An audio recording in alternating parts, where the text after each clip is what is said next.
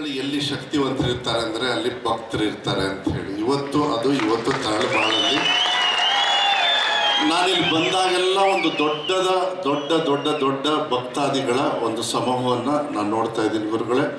ನನಗೆ ತಾವು ನೆನ್ಪು ಮಾಡಿಕೊಂಡು ಪದೇ ನನ್ನನ್ನು ಕರೆಸ್ತಾ ಇದ್ದೀರಲ್ಲ, ಅದು ನಿಮ್ಮ ಆಶೀರ್ವಾದ ಹಾಗೂ ನಮ್ಮ ತಂದೆಯವರ ಆಶೀರ್ವಾದ. ಯಾಕೆ ಅಂತ ಹೇಳಿದರೆ ನಮ್ಮ ತಂದೆಯವರು ಯಾವತ್ತೂ ಕೂಡ ಈ ಭಾಗಕ್ಕೆ ಬಂದು ಕರೀದೇ ಇರಲಿ, ಅವ್ರು ಬಂದು ಹೋಗಿರ್ತಕ್ಕಂಥ ಸಂದರ್ಭನೂ ಕೂಡ ಹಿಂದೆ ಆಗಲೇ ಫೋಟೋ ಹಾಕಿಬಿಟ್ರು ನಮ್ಮ ಅಪ್ಪವ್ರದ್ದು. ಈಗ ಅದಕ್ಕೆ ನನಗನ್ಸುತ್ತೆ ಇಬ್ಬರದು ಆಶೀರ್ವಾದ ಮತ್ತು ನಿಮ್ಮೆಲ್ಲರ ಆಶೀರ್ವಾದ ನಮಗೆಲ್ಲ ಇದೆ ಅಂಥೇಳಿ ಹೇಳ್ತಾ ನಾನು ಕೆಲವು ಮಾತನ್ನು ಹೇಳಲಿಕ್ಕೆ ಇಷ್ಟಪಡ್ತೀನಿ. ಮತ್ತು ಗುರುಗಳ ಅಪ್ಪಣೆಯನ್ನು ತೊಗೊಂಡಿದ್ದೀನಿ. ನಾನು ದಯವಿಟ್ಟು ಕ್ಷಮಿಸ್ಬೇಕಾಗ್ತದೆ. ಶಿವಣ್ಣವ್ರು ಸಿರ್ಸಿಯಲ್ಲಿದ್ದಾರೆ, ಅವ್ರನ್ನ ಭೇಟಿ ಮಾಡ್ತಕ್ಕಂಥದ್ದು ಇವತ್ತು ಒಂದು ದಿವಸ ನನಗೆ ಅವಕಾಶ ಸಿಗ್ತದೆ. ಅದಕ್ಕೆ ನಾನು ಮುಂಚೆನೇ ಕೊಟ್ಟರು, ಉಸ್ತುವಾರಿ ಸಚಿವರಿದ್ದಾರೆ, ನಿಮ್ಮ ಒಂದು ಅಪ್ಪಣೆನೂ ಕೂಡ. ಯಾಕಂದರೆ ಅವ್ರು ಬೇಗ ಮಾತಾಡಬೇಕು ಅಂತ ಇದ್ದರೆ ನಾನು ಹೇಳಿದೆ ಲಾಸ್ಟ್ವರೆಗೂ ಕೂರಿಸ್ಕೊಳ್ರಿ ಬುದ್ಧಿ ದಯವಿಟ್ಟು. ಅವ್ರು ಇರ್ತಾರೆ, ಅವ್ರಿಗೆ ಭಾಳ ಆಸೆ. ನಾನು ಹೆಚ್ಚು ಸಮಯವನ್ನು ತಗೊಳ್ಳೋದಕ್ಕೆ ಹೋಗೋದಿಲ್ಲ. ಭಾಳ ಸಂತೋಷ ಆಗ್ತದೆ ಇಲ್ಲಿ ಬಂದಾಗ ಭಕ್ತರನ್ನು ನೋಡೋದ್ರ ಜೊತೆಗೆ ಒಬ್ಬ ಶಿಕ್ಷಣ ಸಚಿವನಾಗಿ ನಾನು ಯಾವತ್ತೂ ಕೂಡ ಇಲ್ಲಿ ಕಲ್ಕೊಂಡು ಹೋಗ್ತಕ್ಕಂಥದ್ದು ಸಾಕಷ್ಟಿದೆ. ಬರೀ ನಾನಲ್ಲ, ಯಾವತ್ತೂ ಕೂಡ ಶಿಕ್ಷಣ ವ್ಯವಸ್ಥೆಯಲ್ಲಿ ಯಾರ್ಯಾರು ಪಾಲ್ದಾರಿದ್ದಾರೆ ಅಲ್ಲಿ ಏನಾದರೂ ನೀವು ನಿಜವಾಗ್ಲೂ ತಿಳುವಳಿಕೆ ಈ ರಾಜ್ಯದಲ್ಲಿ ತಗೊಳ್ಬೇಕು ಅಂತ ಹೇಳಿದರೆ ಶಿಕ್ಷಣದ ದಾಸವನ್ನು ಕೊಡ್ತಕ್ಕಂಥ ತರಳಬಾಳದಿಂದ ತಗೊಂಡು ಹೋದರೆ ಅದು ಶಿಕ್ಷಣಕ್ಕೆ ಭಾಳ ಅರ್ಥಪೂರ್ಣವಾಗಿರ್ತಕ್ಕಂಥ ಶಕ್ತಿಯನ್ನು ಕೊಡ್ತದೆ. ಅದು ಇಲ್ಲಿ ಈ ಪುಣ್ಯ ಕ್ಷೇತ್ರದಿಂದ ಯಾವತ್ತೂ ಕೂಡ ನಡೀತಾ ಇದೆ. ನಾನು ಫಸ್ಟ್ ಹೋದಾಗ ಬುದ್ಧಿಗಳು ಭಾಳ ಗರಮ್ಮಾಗಿ ನಮಗೆಲ್ಲ ಪಾಠ ಹೇಳಿಕೊಟ್ಟಿದ್ರು ಬುದ್ಧಿ. ನಾನು ಅವತ್ತು ನೆನಪಿದೆ. ನಾನು ಅವಾಗ ಒಂದೇ ಒಂದು ಮಾತು ಹೇಳಿದೆ, ಯಾವುದೇ ಸಂದರ್ಭದಲ್ಲಿ ನಮಗೆಲ್ಲರೂ ನಾವು ತಪ್ಪು ಮಾಡ್ತಾ ಇದ್ದೀವಿ ಅಂತ ಹೇಳಿದರೆ ದಯವಿಟ್ಟು ನೀವೇನು ಕರೆಯೋದು ಬೇಡ, ನಮಗೊಂದು ವಾಟ್ಸಪ್ ಮೆಸೇಜ್ ಕಳಿಸಿ ಅದನ್ನು ಅನುಷ್ಠಾನ ಮಾಡ್ತಕ್ಕಂಥ ಕೆಲಸವನ್ನು ನಾವು ಮಾಡ್ತೀವಿ ಅಂತ ಹೇಳಿ. ಯಾಕೆಂದ್ರೆ ನಾನು 2 ವರ್ಷ ಇರ್ಬೋದು, ಆದರೂ 100 ವರ್ಷ ಸಾವಿರಾರು ಲಕ್ಷಾಂತರ ಮಕ್ಕಳಿಗೆ ಶಿಕ್ಷಣವನ್ನು ದಾಸೋಹ ಮಾಡ್ತಕ್ಕಂಥ ಈ ಪುಣ್ಯ ಕ್ಷೇತ್ರದಲ್ಲಿ ನಿಜವಾಗ್ಲೂ ಈ ದೇಶ ಏನಾದ್ರು ಪ್ರಗತಿ ಆಗಬೇಕಂತ ಹೇಳಿದರೆ ಅದು ಶಿಕ್ಷಣದಿಂದ ಮಾತ್ರ. ಅದು ಇಲ್ಲಿ ತರಳಬಾಳಿಂದ ನಡೀತಾ ಇದೆ ಅಂತಕ್ಕಂಥದ್ದನ್ನು ನಾನು ಈ ಸಂದರ್ಭದಲ್ಲಿ ಹೇಳಲಿಕ್ಕೆ ಇಷ್ಟಪಡ್ತೀನಿ. ನಾನು ಈ ಸುಮಾರು 1 ವರ್ಷ 9 ತಿಂಗಳಲ್ಲಿ ಒಂದು ಕಲ್ತಿದ್ದೀನಿ. ಎಲ್ಲ ಮಕ್ಕಳಿಗೂ ಸಮಾನತೆಯ ಶಿಕ್ಷಣ ಕೊಡಬೇಕಂದ್ರೂ ಕೊಡೋಕ್ಕಾಗೋದಿಲ್ಲ, ಕೆಲವು ಸತಿ ಅದಾಗ್ತದೆ. ಆದರೆ ನಾವೆಲ್ಲ ಒಂದು ಅರ್ಥ ಮಾಡ್ಕೊಳ್ಬೇಕಾಗತ್ತೆ. ಒಂದು ಮಗು ಯಾವುದೇ ಶಿಕ್ಷಣವನ್ನು ಕೊಡಿ, ಹಾಡೋದು ಕಲಿಸ್ತೀರಾ ಹಾಡ್ತದೆ, ಪಾಠ ಹೇಳ್ಕೊಡ್ತೀರಾ ಪಾಠ ಕಲಿತದೆ, ಗಣಿತ ಬೇಕಾ ಸೈನ್ಸ್ ಬೇಕಾ ನಿಮಗೇನು ಅಂಥೇಳಿ ಆ ವ್ಯವಸ್ಥೆಯನ್ನು ಕೊಡೋದ್ರಲ್ಲಿ ನಾವು ತುಂಬ ಹಿಂದೆ ಇದ್ದೀವಿ ಅಂಥೇಳಿ ಭಾವಿಸ್ತೀವಿ. ಯಾಕಂತ ಹೇಳಿದರೆ ಎಲ್ಲ ಮಕ್ಕಳಿಗೂ ಸಮಾನತೆ ಶಿಕ್ಷಣವನ್ನು ಕೊಡೋದಕ್ಕೆ ಆಗೋದಿಲ್ಲ ಕೆಲವು ಸತಿ. ನಾನು ನನ್ನ ಇಲಾಖೆಯಲ್ಲಿ ಅದನ್ನು ಪ್ರಯತ್ನವನ್ನು ಭಾಳ ದೊಡ್ಡ ಮಟ್ಟದಲ್ಲಿ ನಾವು ಮಾಡ್ಕೊಂಡು ಬಂದಿರ್ತಕ್ಕಂಥದ್ದು ಸಾಕಷ್ಟು ಈ 1 ವರ್ಷ 9 ತಿಂಗಳಲ್ಲಿ ನಾನು ಕಲ್ತ್ಕೊಂಡಿದ್ದೀನಿ. ಮತ್ತು ಯಾವ ಸರ್ಕಾರಗಳು ಮಾಡದೇ ಇರ್ತಕ್ಕಂಥ ಕೆಲಸವನ್ನು ನಾನು ಎಷ್ಟು ಸಾವಿರ ಮಕ್ಕಳಿದಾರೋ ಗೊತ್ತಿಲ್ಲ. ನಾನು ತಮ್ಮ ಆಶ್ರಯದಲ್ಲಿ ಇವತ್ತು 50,000 ಮಕ್ಕಳು ಇವತ್ತು ಓದ್ತಾ ಇದ್ದಾರೆ. ನನಗಂತಂತೆ ಒಂದು 50 ಲಕ್ಷ ಮಕ್ಕಳು ಇಲ್ಲಾಗಲೇ ಇಲ್ಲಿ ಓದಿ ಭಾಳ ದೊಡ್ಡವರಾಗಿ ಈ ದೇಶದ ಒಳ್ಳೆ ಪ್ರಜೆಯಾಗಿ ಈ ದೇಶದಲ್ಲಿ ವಿದೇಶದಲ್ಲೂ ಕೂಡ ಇರ್ತಕ್ಕಂಥದ್ದು. ನಾವು ಕೂಡ ಮೊನ್ನೆ ಹೋದಾಗೆಲ್ಲ ಸಾಕಷ್ಟು ಎಲ್ಲೇ ಹೋದ್ರೂ ಈ ಒಂದು ತರಳಬಾಳು ಸಂಸ್ಥೆಯನ್ನು ಯಾವತ್ತೂ ಕೂಡ ಯಾರು ನಿಮ್ಮ ಆಶ್ರಯದಲ್ಲಿ ಬೆಳೆದಿದ್ದಾರೆ ಯಾವತ್ತೂ ಕೂಡ ನಿಮ್ಮನ್ನು ಮರೆತಿಲ್ಲ, ನಿಮ್ಮನ್ನು ನೆನಪು ಮಾಡ್ತಕ್ಕಂಥ ಕೆಲಸವನ್ನು ಅವತ್ತು ಮಾಡ್ತಾ ಇದ್ದಾರೆ.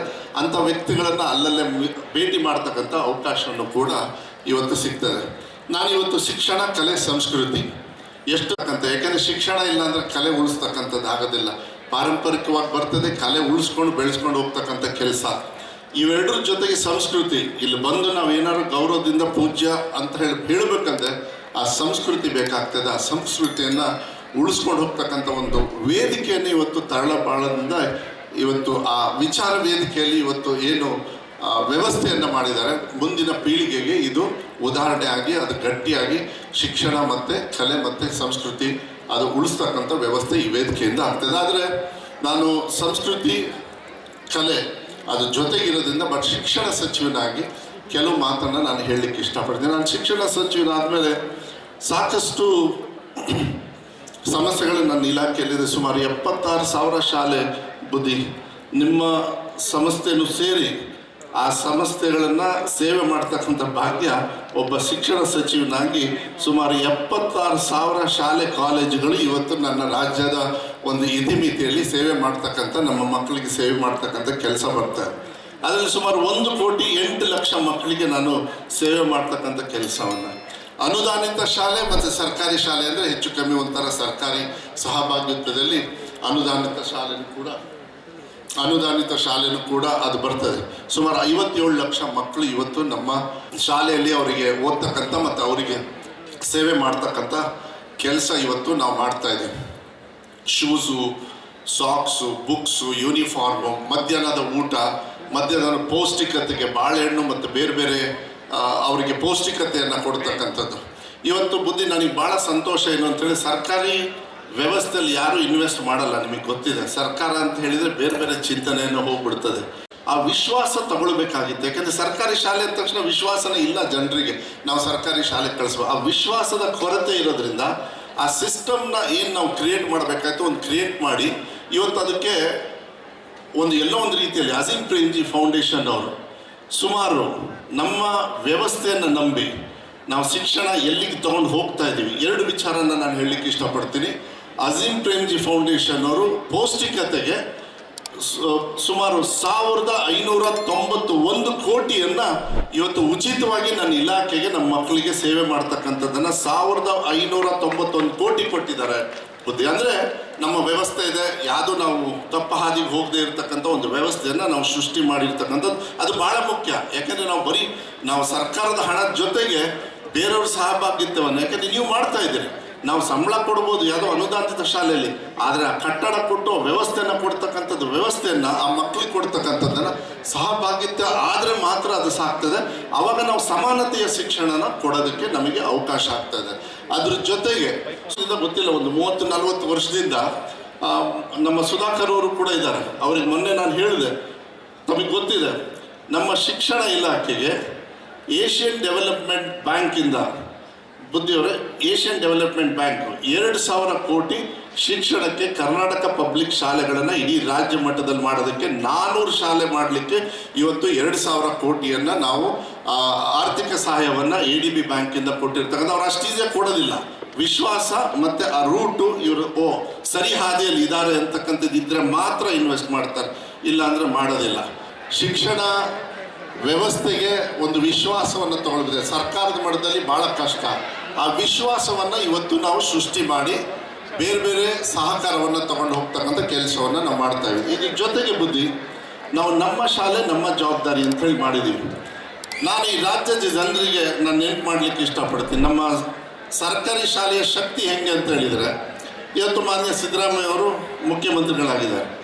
ಅವರು ಸಿದ್ದರಾಮಯ್ಯನ ಹುಂಡಿನಲ್ಲಿ ಎಲ್ಲರೂ ಸರ್ಕಾರಿ ಶಾಲೆ ಇಲ್ಲ ಅಂದಿದ್ರೆ ಸಿದ್ದರಾಮಯ್ಯ ಅವರು ಇವತ್ತು ಈ ರಾಜ್ಯದ ಮುಖ್ಯಮಂತ್ರಿಗಳು ಆಗೋಕ್ಕೆ ಸಾಧ್ಯನೇ ಆಗ್ತಿರಲಿಲ್ಲ. ಇವತ್ತು 2ನೇ ಬಾರಿ ಏನಾದ್ರು ಇವತ್ತು ಮುಖ್ಯಮಂತ್ರಿಗಳಾಗಿದ್ದಾರೆ ಅಂದರೆ ಅದು ಆ ಸರ್ಕಾರಿ ಶಾಲೆಯಿಂದ. ಸರ್ಕಾರಿ ಶಾಲೆಯಲ್ಲಿ ಆ ಶಕ್ತಿ ಇದೆ, ಆ ವ್ಯವಸ್ಥೆಯ ಕೊರತೆ ಏನಿದೆ ಅದನ್ನು ನೀಗಿಸ್ತಕ್ಕಂಥ ಕೆಲಸವನ್ನು ಮಧು ಬಂಗಾರಪ್ಪ ಮತ್ತು ನಮ್ಮ ಸರ್ಕಾರ ಮುಂದಿನ ದಿನಗಳಲ್ಲಿ ವ್ಯವಸ್ಥಿತವಾಗಿ ಒಳ್ಳೆ ರೀತಿಯಲ್ಲಿ ಶಿಕ್ಷಣವನ್ನು ಕೊಡ್ತಕ್ಕಂಥ ಕೆಲಸವನ್ನು ನಾವು ಮಾಡ್ತೀವಿ. ನಮ್ಮ ಶಾಲೆ ನಮ್ಮ ಜವಾಬ್ದಾರಿ ಅಂತೇಳಿ ಮಾನ್ಯ ಮುಖ್ಯಮಂತ್ರಿಗಳು ಅವ್ರು ಓದಿರ್ತಕ್ಕಂಥ ಶಾಲೆಗೆ ಅವ್ರ ಸಂಬಳದಲ್ಲಿ ಅವ್ರು ಸಹಕಾರ ಮಾಡಿದರು. ನಾನು ನಮ್ಮ ತಂದೆ ಬಂಗಾರಪ್ಪಾಜಿಯವರು ಓದಿರೋದ್ರಲ್ಲಿ ನನ್ನ ಸಂಬಳವನ್ನು ನಾವು ಕೊಟ್ಟೆ.